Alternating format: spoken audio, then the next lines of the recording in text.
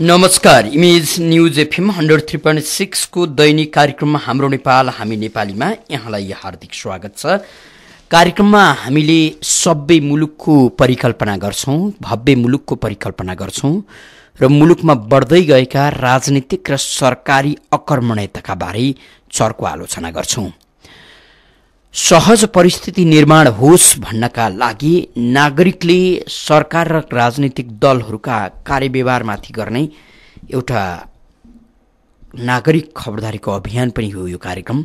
विशेष गरी यो कार्यक्रमबाट सर्वसाधारण नागरिकले मुलुकको सरकारका काम कारबाहीलाई कसरी लिएका छन्, राजनीतिक दलहरूलाई कसरी हेरेका छन्, राजनीतिक दल र सरकारका काम कारबाही नागरिक र देशका लागि कति सही भए, नागरिकको बुझाइमा उनीहरूको कर्महरू उनीहरूका कामहरू कस्ता छन्, यी कुराहरूलाई सतहमा ल्याउने मुखर गर्ने प्रयास गर्छौं हामी कार्यक्रमका माध्यमबाट।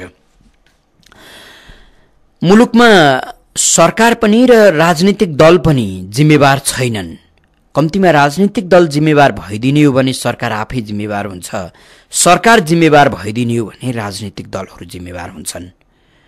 यो किन पनि छ भने यिनै राजनीतिक दलहरू सरकारमा जाने हुन् र सरकारमा गएका राजनीतिक दलहरू पनि बाहिरै हुने हुन्, अथवा प्रतिपक्षी हुने दल कुनै दिन सरकारमा जान्छ, प्रतिपक्षी नभई आफ्नो दल सरकारमा गएको छ भने पनि उसका कार्यकर्ता र उसका केही नेता पनि बाहिर हुन्छन्।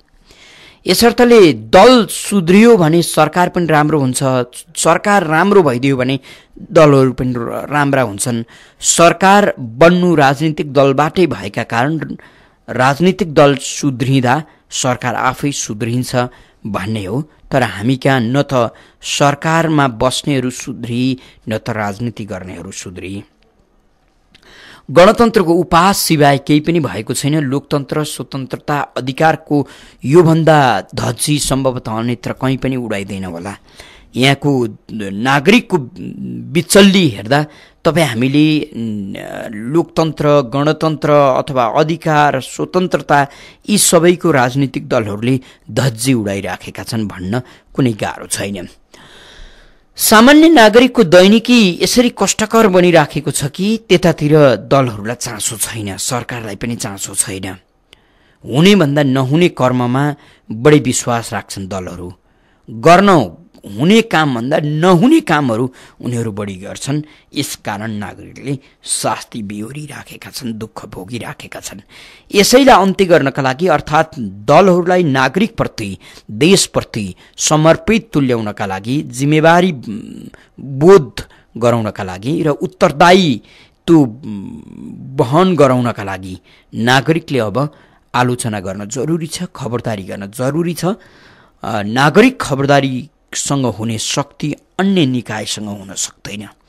नागरिकलाई नरिझाउने राजनीतिक दलहरू, नागरिकलाई नरिझाउने सरकार कहिल्यै कहीँ पनि सफल हुन सक्दैन। त्यो आत्मरतिमा रमाउनु भिन्न कुरा। यसकारण नागरिकले के चाहन्छन् त्यही अनुसार कर्म नगर्ने राजनीतिक दल र सरकार सधैँ असफल हुन्छ। त्यो असफल बाटोमा हिँड्दै गरेको सरकार र हिँड्दै गरेका राजनीतिक दलहरूलाई सफलतातर्फ उन्मुख गराउनु पनि नागरिकको कर्तव्य हो। दल अथवा सरकार असफल हुनु भनेको सिङ्गो देश असफल हुनु हो। सिङ्गो देश असफल हुनु भनेको तपाईँ हामी नागरिकले दुःख भोग्नु हो, दुःख पाउनु हो। नागरिक असफल हुनु हो। सिङ्गो देश असफल भइदियो र मुलुकभरका नागरिक असफल भइदियो भने देशको अस्तित्व सङ्कटमा पर्छ। यस्ता दृष्टान्त अनेकन मुलुकहरूमा छन्। यसकारण पनि तपाईँ हामी स्वस्थ आलोचनाका लागि र खबरदारीका लागि सक्रिय बनाऊ भन्ने आग्रहका साथ यो कार्यक्रमलाई अगाडि बढाइराखेका छौँ। 40065323 र 40065324 तपाईँले फोन गर्न सक्नुहुन्छ। सामान्य कुरा, विशेष गरी तपाईँ हामी ठुला कुरा गर्नु पर्दैन। देश बनाउनका लागि अति सामान्य कुराबाट सुरु गर्नुपर्छ। देशको चुलीमा राम्रा काम भए, राम्रो भयो भनेका भरमा देश राम्रो हुने होइन। देश सडकबाटै देश बनाइनुपर्छ। हामीसँग कानुन छैन। भएको कानुनलाई विभिन्न शक्तिशाली सङ्गठनहरूले मुठीमा कैद गरेका छन्। हामीसँग अनुशासन छैन, कर्तव्य छैन, हामीसँग पाखण्डता सिवाय केही पनि छैन। यसकारणले कानुन बलियो चाहिन्छ। त्यो कानुन यति बलियो चाहिन्छ कि त्यसलाई न कुनै भातृ सङ्गठनले च्यातचुत गर्न सकोस्, मुठीमा कस्न सकोस्, न त कुनै एउटा शीर्षस्थ नेताले नै त्यसको धज्जी उडाउन सकोस्। तपाईँ हामी सबै कुरा छिटो भुल्छौँ। एक समय दुर्घटनाका यति धेरै घटनाहरू घटे, लौन अब के गर्ने कसो गर्ने भयो। अनि सरकारले पनि एसएलसी पास नगरेको चालकलाई ठाउँ नदिने, के नदिने, ड्राइभिङ लाइसेन्स नदिने, अनेकन कुराहरू आए। तर फेरि पनि विवेक भन्ने चिज चाहिँ मार्कसिटले मात्रै निर्धारण गर्दैन। मान्छेको विवेक, विशेष गरी देशभित्रका नागरिकको विवेकलाई कानुनले पनि भरथेक गर्नुपर्छ, कानुनले पनि बलियो बनाइदिने हो। अहिले बार बार तपाईँले हामी भनिराखेका छौँ, दुःख अथवा दुर्घटना तपाईँसँग नआएसम्म तपाईँलाई पत्तो नहुने हो। अहिले काठमाडौँकै सहरका यी बाटोहरूमा दैनिक दर्जनौँ दुर्घटनाहरू भइराखेका छन्। यो हामीसँग कानुन भएन। मान्छे अनाहकमा मरिराखेका छन्। कम्तीमा नियम मिचेर उदण्ड शैलीमा ड्राइभिङ गर्ने चालकलाई, गाडी हाँक्ने चालकलाई कटघरमा उभ्याउने त्यो दरिलो कानुन हामीसँग भइदिएको भए गजबै हुन्थ्यो। अब त्यसपछि अर्कोले गल्ती दोहोऱ्याउँदैन थियो। त्यो पाखण्डता, त्यो मूर्ख्याइ, त्यो राक्षसै सडकमा पोख्दैन थियो। हामीसँग कानुन छैन। भएको कानुनलाई यातायात व्यवसायी सङ्घ छँदैछ, उसले मुठीमा किचिमिची पारिदिन्छ। 5 लाखमा कुनै एकजना मान्छेको जीवन किन्ने चलन छ।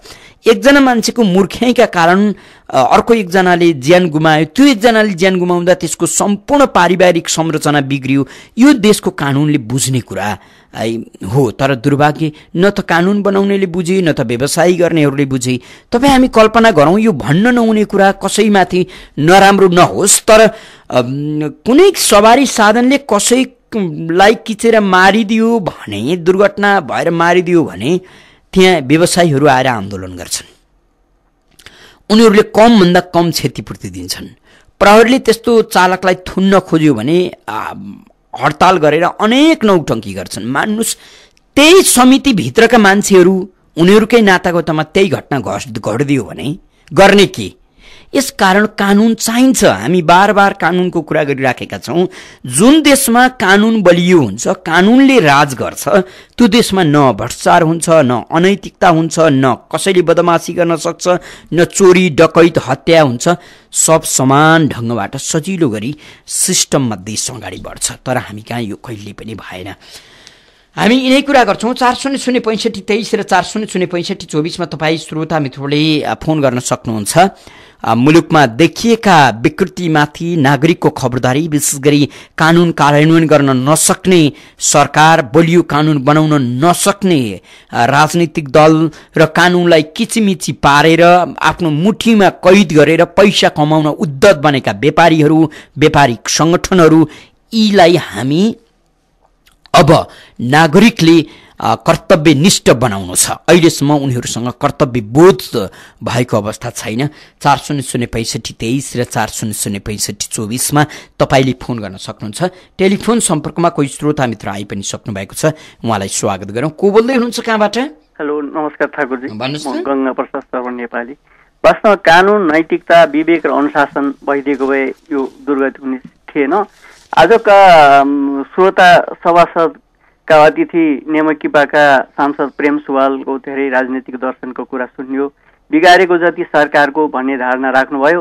उहाँको भावनाले सांसद र संसदको भूमिका के हो? हामी नेपाली नागरिकले मासिक 34 करोड खर्चेर उहाँहरू जस्तालाई किन पालिरहेका छौँ? मेरो मनमा ठुलो जिज्ञासा उठ्यो।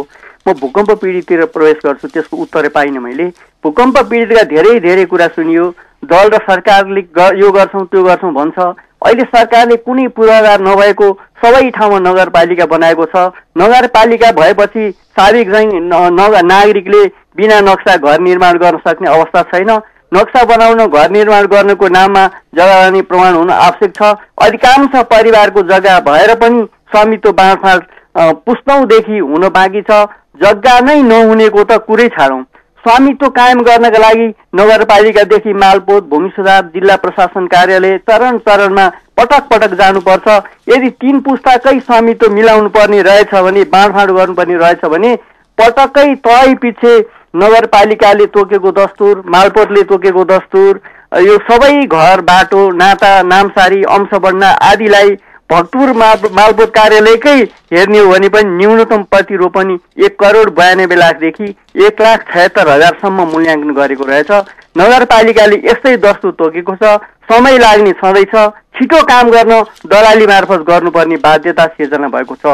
यस्तो अवस्थामा पैतृक सम्पत्तिमा स्वामित्व यकिन गर्न, सरल मितव्यय छिटै गर्न के गर्नु पर्ला, जनप्रतिनिधिको हैसियतले के गर्न सक्नुहुन्छ भन्ने प्रश्न गर्दा उहाँको प्रश्नभित्र प्रश्न नै गर्नु छिर्नु नै भएन। केवल सरकारलाई मात्र दोष दिनुभयो। उहाँकै भक्तपुर नगरपालिकाले पनि नागरिकलाई दुःख दिएको छ। यस्तै अरू नयाँ नगरपालिकाहरू त अस्तव्यस्त छ।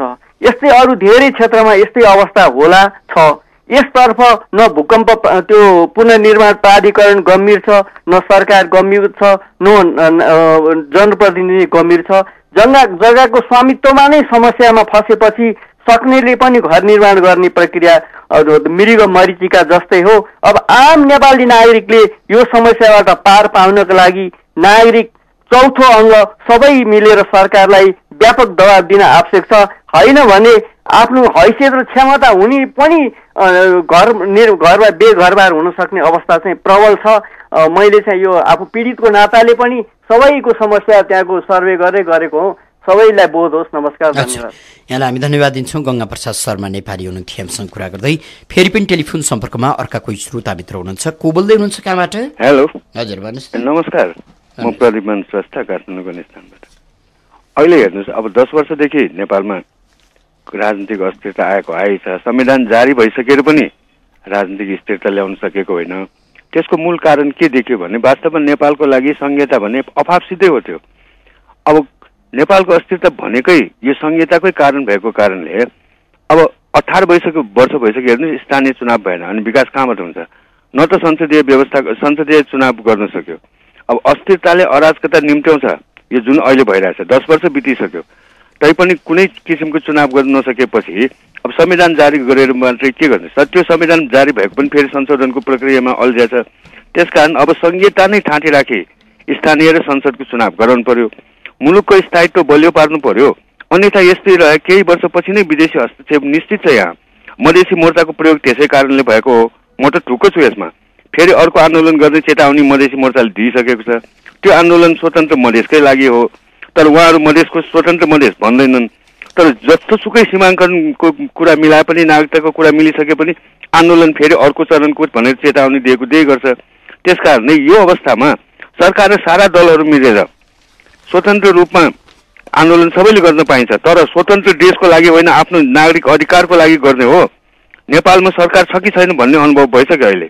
अब दलहरूले यसको बारेमा चाहिने उपाय गर्नु पर्यो। किन एक सङ्घले अर्को सङ्घमा झगडा भइसक्यो हिन्दुस्तानमा त।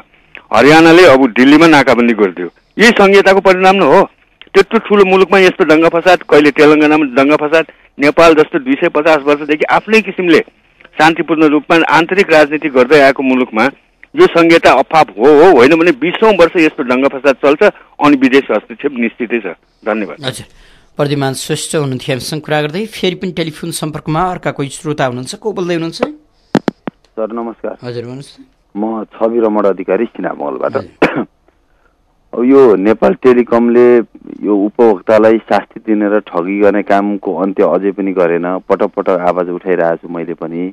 त्यो रिचार्ज कार्यहरू भनेको बेलामा कसैको रिचार्ज हुँदैन। त्यो कारण के हो भन्ने कुरा उसले त्यो बताउनु पर्यो। सिस्टममा गडबडी छ भने यो कारणले प्राविधिक गडबडी भएको छ, कृपया उपभोक्ताहरू तिमीहरू धैर्य धारण गर, पैसा छैन भने फोन नगर भन्नु पर्यो। होइन भने किनेको कार्ड रिचार्ज हुँदैन। कयौँ मान्छेले कार्ड फाल्दै हिँडेको मैले देख्न थालेँ के। मलाई मात्रै पोल्दो रहेछ, फेरि अरू कसैलाई पोल्दो रहेछ, सबैको मोबाइलमा फटाफट रिचार्ज हुन्छ नि के हो त्यो त मैले बुझिनँ। तर धेरै मान्छेहरू जो रेडियोमा बोल्नुहुन्न उहाँहरू चाहिँ त्यो मसँग भेट्दाखेरि पटक पटक के अरे तपाईँले यो बारेमा कुरा उठाउनु भएको। नेपाल टेलिकम टाँट पटाउने खेल चलिरहेको छ। यो सम्बन्धित निकाय कसैले ध्यान दिएनन्, आवाज उठाइदिनुहोस् भनेर धेरैले भन्नुहुन्छ र म उठाइ पनि रहेको छु। अर्को महत्त्वपूर्ण कुरा एउटा हिजो मात्रै जानकारी मैले के पाएँ भने 6 महिनादेखि मैले आधा सिलिन्डर ग्यास नपाइसकेपछि अहिले अब समाचारहरूबाट टेलिभिजनहरूका दृश्यहरूबाट पनि देख्न पाइन्छ बुलेटका बुलेट ग्यास आएका छन्। र अर्को समाचार के आयो भने नेपालमा रहेका ग्यास कम्पनीहरूमा त्यो बुलेट चाहिँ खाली गर्न पाइएन अरे, सिलिन्डरै नभएर त्यो कम्पनीमा ग्यास भरिएर रहेका छन्। त्यो भर्न नपाएर चाहिँ त्यो अलपत्र छ, त्यो बुलेट खाली नभइकन अर्को लिएर आउन पाइएन उद्योगहरूमा। तर यहाँ हामी यस्ता कयौं मान्छेले एउटा आधा सिलिन्डर ग्यास पाइएको छैन 6 महिनासम्म। अनि मैले त बाध्य भएर खाली सिलिन्डर मैले जुन डिलर थियो त्यहाँ लगेर ल मैले यो सिलिन्डर जिम्मा लाउन आएको, कसैले 4 चोटि पनि तपाईँकोबाट ग्यास लिएर गएको मलाई जानकारी छ। मैले अहिलेसम्म एउटा पाइनँ, मैले तोडफोड गरिनँ, मैले होलडङ्गा गरिनँ, मैले झैझरा गर्ने यसकारण नपाएको हो कि के हो भन्दाखेरि एउटा कुरो के आयो भने ग्यास उद्योगले के भन्छ अरे भने हामी डेलिभरी दिँदैन, तिम्रो आफै गाडी लिएर आओ लैजाओ बिक्री गर। त्यो भनेको चाहिँ के हो भने भाडा हामी बेहोर्दैनौँ, जसले लगेर बेच्छ त्यसैले चाहिँ डिलरवालाले त्यो भाडा तिरेर ल्याउनु पर्यो लानु पर्यो। अनि यता सिडिओ कार्यालयबाट के परिपत्र भएको छ अरे भने प्राइभेट डिलरहरूमा सरकारले तोकेको मूल्य 700 हो आधा सिलिन्डरको, त्योभन्दा बढी लिएको थाहा पायो भने सिधै जेल हाल्छु भन्ने छ अरे, कारबाही गर्छु भनेर। अनि हामीले ग्यास उद्योगीले डेलिभरी नदिने, अनि यहाँ चाहिँ त्यो भाडा जोडेर 800, 900 या 1000 रुपियाँ लियो भने जिल्ला प्रशासनले कारबाही गर्ने। त्यसकारण अहिले बजारमा ग्यास हामीले ल्याएर बाँड्न नपाएको अब हामीले गर्ने के भन्ने कुरा गरेपछि म यो कुरा पनि बेलुका भए बेलुका नभए भोलिपल्ट बिहान भए पनि म रेडियोमा फोन लागेछ भने म भन्छु भनेर मैले त्यहाँ भनेरै आएको थिएँ। अहिले मेरो समयले फोन पनि लाग्यो, मैले यो कुरा भने पनि अब यो चेपुवामा जसरी पनि लुट्ने चेपुवा कि जिल्ला प्रशासनले अनुगमन गरेर ती उद्योगीलाई कारबाही गर्नु पर्यो। त्यो 700 रुपियाँ मूल्यमा उपभोक्ताले पाउने गरी डेलिभरी गर्ने जिम्मा उद्योगीको हुन्छ। त्यो उसले किन गरिरहेको छैन र मैले ग्यास नपाउने तपाईँले नपाउने। अर्को त्यो कुरा थाहा पाइ जिल्ला प्रशासन कार्यालय कारबाही किन गर्दैन त्यो उद्योगी हेरेर त्यो डिलरवालालाई समात्छ। यो त हेर्नुहोस् नाङ्गो नाच चलिरहेछ। अब कसले के गर्ने हो कृपया तपाईँले पनि अझ यसमा आवाज कहाँबाट उठाइदिनु पर्यो कृपया, हामी त मर्ने भयौँ। नमस्कार। छवि रमण अधिकारी हुनुहुन्थ्यो हामीसँग कुरा गर्दै। फेरि पनि टेलिफोन सम्पर्कमा अर्का कोही श्रोता मित्र हुनुहुन्छ, को बोल्दै हुनुहुन्छ कहाँबाट? बालाजीबाट ध्रुव केसीको। नमस्कार हजुर। भन्नुहोस् न।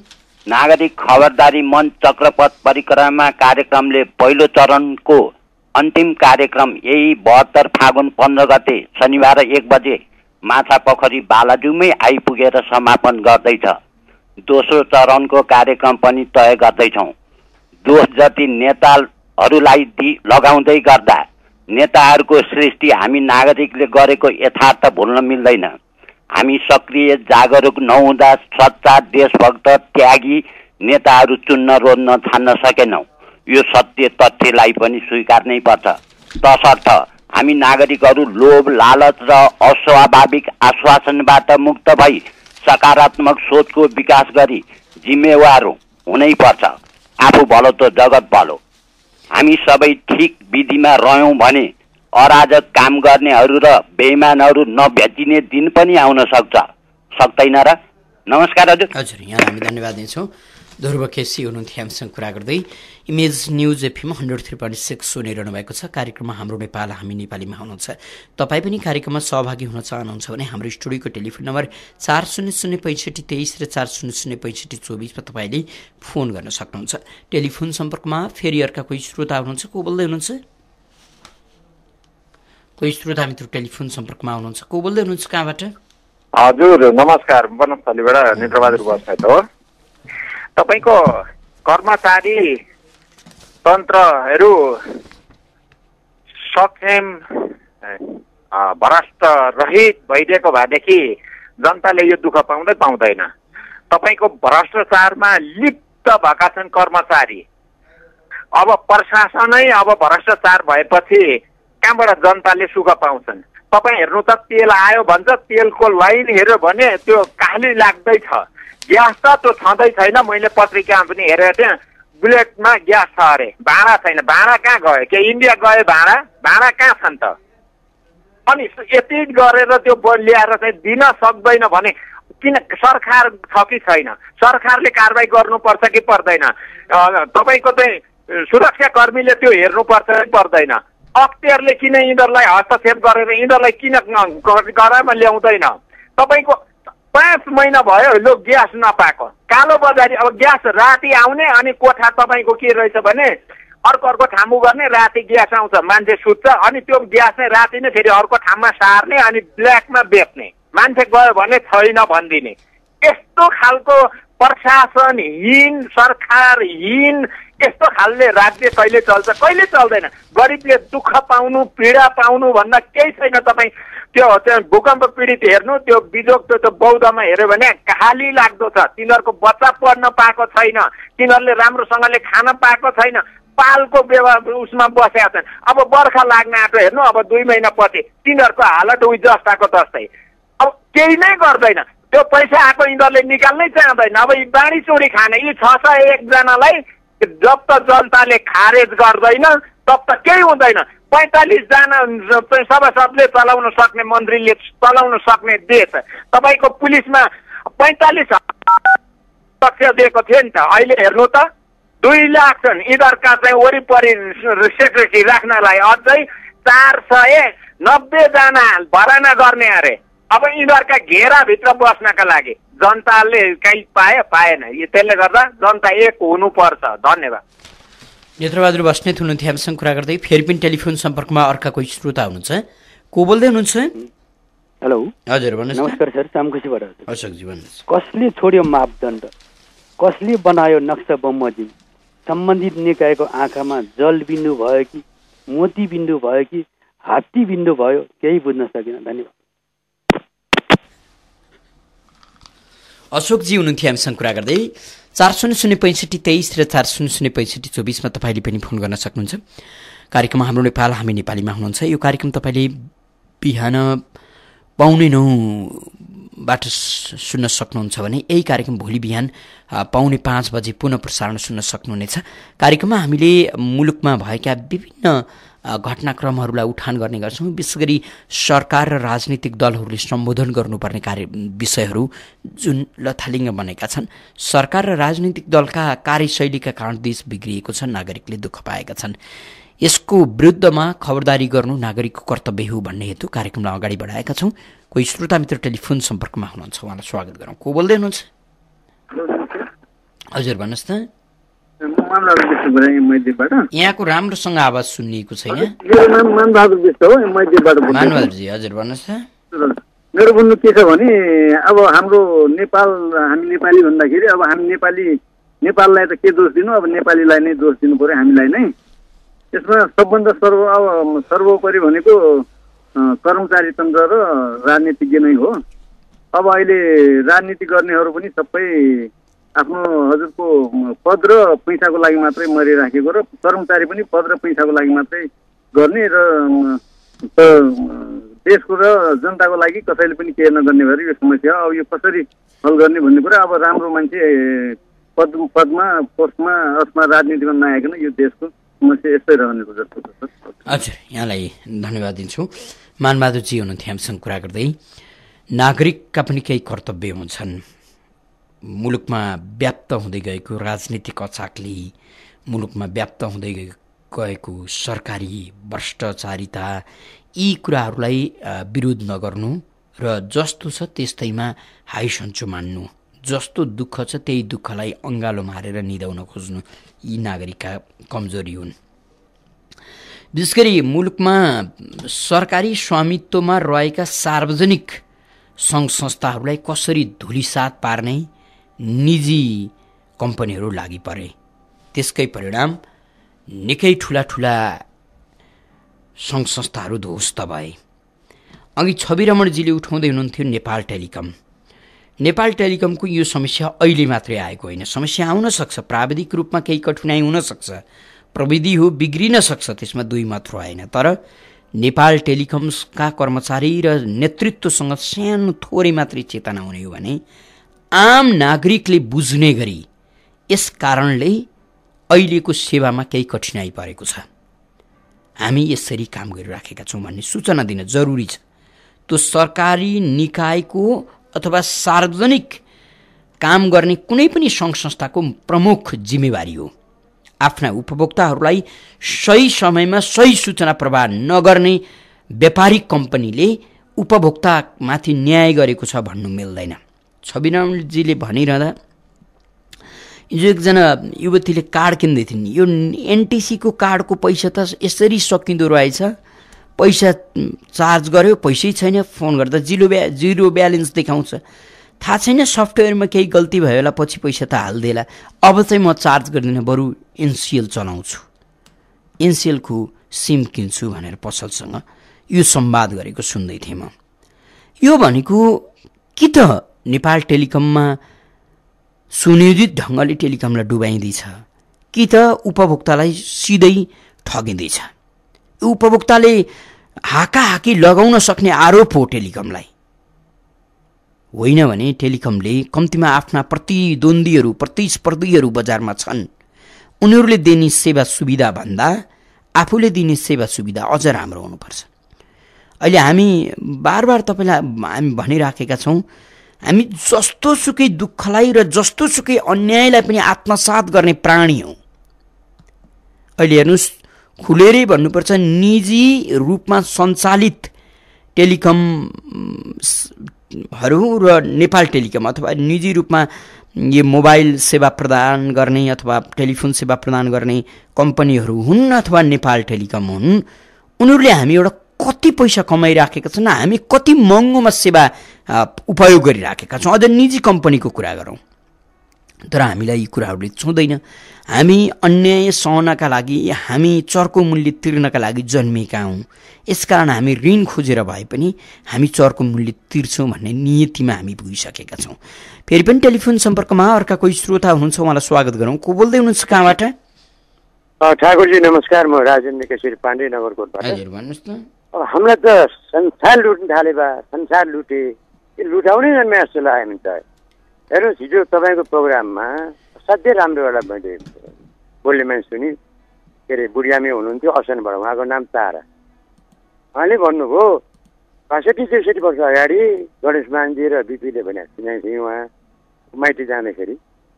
अब हामी आएपछि नेपालमा सिओदेखि हवाईजहाजसम्म बनाइदिन्छु। उहाँले के भन्नुभयो, उहाँको वर्षन दोहोऱ्याएको 65-63 वर्ष भइसक्यो, खोइ त यहाँ सिओ पनि बनाएको छैन। अब हवाईजहाजको त कल्पनै नगरौँ। यो देश हेर्नुहोस्, यो राजनीतिले पीडाध्याय देश हो। यो देशमा वास्तविक हिसाब हेर्ने हो भने राजनीति चाहिँदैन देशलाई, तथा काम गर्ने इमान्दार नेता भए पुग्छ।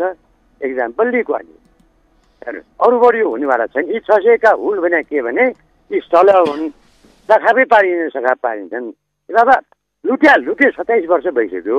मेरो छोरी 32 वर्ष जन्मेकै थिएन, लुट्दै सुरु हुँदै के अरे जन्मेको थियो। यो के भन्ने भने यसलाई भन्ने के, यसको जति भने पनि नहुने, सुन्दै नसुन्ने यति क्षेत्रहरू भए गैँडाको छालाबाट नरम होला, यिनीहरूको छाला साह्रै हो। अब यो कस्तो हो भने मैले तपाईँलाई एकखेर भनेको थिएँ, यो फ्रान्समा रेभोल्युसन कसरी आयो भने त्यस्तै हुँदा आएको।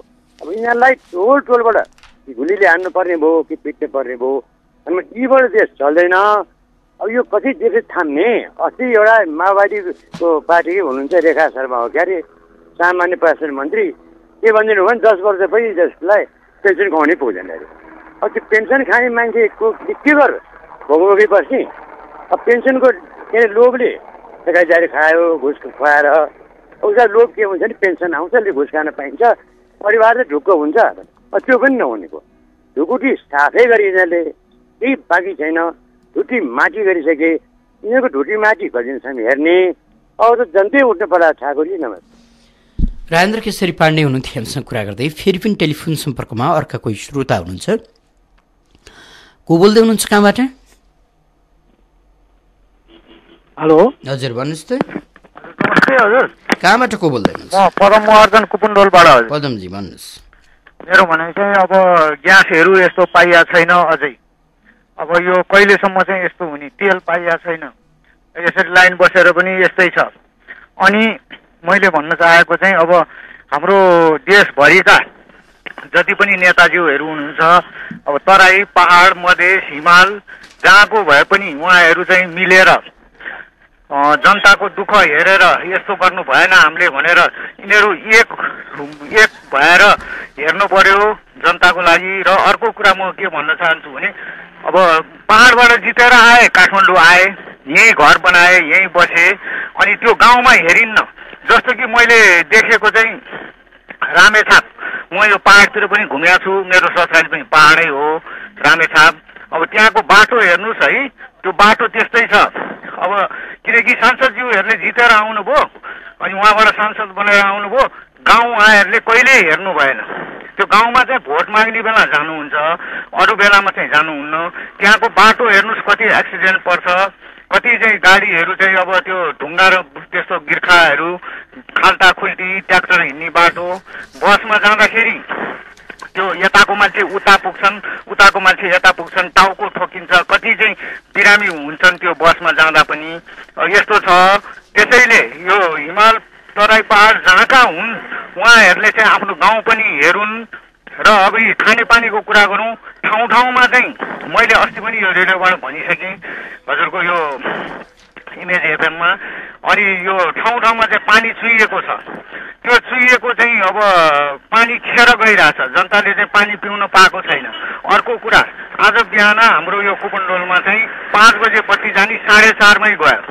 म हजुरकै कार्यक्रम चाहिँ बिहानदेखि सुन्छु, म 4 बजेदेखि, अनि त्यो बत्ती चाहिँ फ्याट्ट गयो। तर म ब्याट्रीबाट बजाएर मैले सुनेकै हुन्छु भनेदेखि अब यो अगोसितै चाहिँ लोड सेडिङ पनि भइरहेको छ। यहाँ विद्युतले पनि यस्तो सूचना पनि दिँदैनन्। अब जति मन लाग्यो, जति बेला मन लाग्यो त्यति बेला निभाउने, जति बेला बाल्नु मन लाग्यो त्यति बेला बाल्ने, यस्तो चाहिँ गर्नु भएन। उहाँहरूले पनि जनताको दुःख बुझिदिनु पर्यो। र नेताजीहरू जहाँको भए पनि आफ्नो गाउँठाउँ चाहिँ हेरुन्, यही भन्न चाहन्छु। पदम अर्जन हुनुहुन्थ्यो, फेरि पनि टेलिफोन सम्पर्कमा अर्का कोही श्रोता हुनुहुन्छ। को बोल्दै हुनुहुन्छ? कहाँबाट को बोल्दै हुनुहुन्छ? कोही श्रोता मित्र टेलिफोन सम्पर्कमा हुनुहुन्छ, उहाँको आवाज राम्रोसँग सुनिएको छैन। को बोल्दै हुनुहुन्छ? कहाँबाट? कोही श्रोता मित्र टेलिफोन सम्पर्कमा आइरहनु भएको छ। को बोल्दै हुनुहुन्छ? हेलो हजुर भन्नुहोस् न। सीता गुरुङ बालोटारबाट। यो हामीले भन्छौँ नि यो सरकार पनि जिम्मेवारी छैन, अनिखेर राजनीतिक दलका नेताहरू पनि जिम्मेवारी छैन, अनि कर्मचारी पनि जिम्मेवारी छैन भनेर हामीले भन्दै गर्दाखेरि हामी नागरिक चाहिँ कतिको जिम्मेवारी छौँ त भन्ने कुरा चाहिँ नि हिजोको यो हाम्रो नेपाल हामी नेपाली कार्यक्रम सुनेर चाहिँ 3-4 जना मान्छेले चाहिँ 3-4 जना, 2जना बुवाले अनि 1जना दिदीले, अनि खेर 1जना चाहिँ भाइ सोनाम गोले रहेछ, अस्ति भर्खरै मलेसियाबाट आउनु भएको रहेछ। उहाँले चाहिँ यो अनलाइनमा पनि मलेसिया हुँदाखेरि पनि खुबै सुन्नुहुन्थ्यो अरे, छुट्टीमा आउनु भएको अरे कि उहाँ चाहिँ। अनि एकदमै सुन्नुहुन्छ, यो कार्यक्रम एकदमै मनपर्छ। हाम्रो पक्षमा, हामी गरिबको पक्षमा यो कार्यक्रम छ, यो चाहिँ दुःख पाएको मान्छेको पक्षमा छ र धनधान्यको पक्षमा छैन, र यो चाहिँ भनौँ न सामन्ती शोषकको पक्षमा छैन भने जस्तो लागेको थियो दिदी भनेर भन्दै हुनुहुन्थ्यो। अनि हिजो चाहिँ उहाँले के भन्नुभयो भनेदेखि, अनि हिजो बिहानको कार्यक्रममा चाहिँ हामी विदेशमा जाने मान्छेहरूलाई किन यति चाहिँ तल्लो स्तरले गाली गर्यो आज 1जना व्यक्तिले भन्दै हुनुहुन्थ्यो। अनि किन के भनेर भाइ भनेर भने मैले कार्यक्रम सुनेको थिएन। अनि के भनेर भाइ भनेर भन्दाखेरि उहाँले के भन्नुभयो भनेदेखि, हामी चाहिँ यो देशलाई चाहिँ रेमिटेन्स भित्राएर चाहिँ देश धान्ने हामी नेपाली, हामी चाहिँ सर्वसाधारण गरिब नेपाली नागरिक, हाम्रो पनि आमा बुवा छ, हाम्रो पनि जहान परिवार छ, हामीले यो देश लुटेको होइन, हामीले यो देश चोरेको होइन। तर 1जना व्यक्तिले यति नराम्रोसँग भने कि नेपालमा केही पनि गर्न नचाहने, विदेशमा गएपछि मान्छेको लादी पनि मान्छेको पनि के पनि सोर्न चाहने, घोडाको पनि सोर्न चाहने भने यस्तो तुच्छ व्यापार गर्छ भनेदेखि एउटा रेडियोमा चाहिँ जतिसुकै राम्रो कुराको चाहिँ नि हामीले आशा गरेको थियो त्योभन्दा चाहिँ यस्तो हामीलाई यति हेटेर बोले कि त्यस्तो मान्छेले चाहिँ समाजलाई कस्तो सोचेको होला भनेर भन्दै हुनुहुन्थ्यो। मलाई पनि दुःख लाग्यो, किनभनेदेखि हामीले बोल्दाखेरि सोच्दाखेरि साँच्चै नै हामीले देश मारा देश लुटाराहरूलाई चाहिँ हामीले अम्ला ठडाउन सक्नु पर्थ्यो, ताकि आफ्नो घर जग्गा धितो बन्दकी राखेर आफ्नो जहान छोरीछोरी चाहिँ घरमा चाहिँ उसको चाहिँ शिक्षाको लागि, बाउ आमाको औषधि उपचारको लागि विदेशमा गएर केही रकम कमाएर आफ्नो छोराछोरी पढाउँछ र आफ्नो बाबुआमालाई उपचार गर्छ, त्यस्ता व्यक्तिहरूलाई चाहिँ यति साह्रो यति नराम्रोसँग गाली चाहिँ कुनै पनि कलरले नगर्दैदेखि हुन्थ्यो भन्नु चाहन्छु। हामी धन्यवाद दिन्छौँ। सीता गुरुङ हुनुहुन्थ्यो हामीसँग कुरा गर्दै। विदेश जानु कसैको रहर हुँदैन, यो राज्यले दिएको हाम्रो बाध्यता हो। आफ्नै देशमा आफ्नै ठाउँमा श्रम गरेर गरी खाने वातावरण हुन्थ्यो भने कुनै एकजना युवा घर खेत बन्धक राखेर विदेशमा मृत्युसँग पक्कै पनि लड्दैन होला। उसले बालुवामा मृत्युसँग पैँठे जोडी खेलेकै भरमा यो देश टिकेको छ र तपाईँ हामी यति बोल्न पाएका छौँ। होइन भने आर्थिक रूपमा उहिले सिद्धिसकेको अवस्था हुन्थ्यो। यसकारण फेरि पनि विदेश जाने नागरिकलाई आलोचना गर्नु त्यो किमार्थ जायज विषय होइन।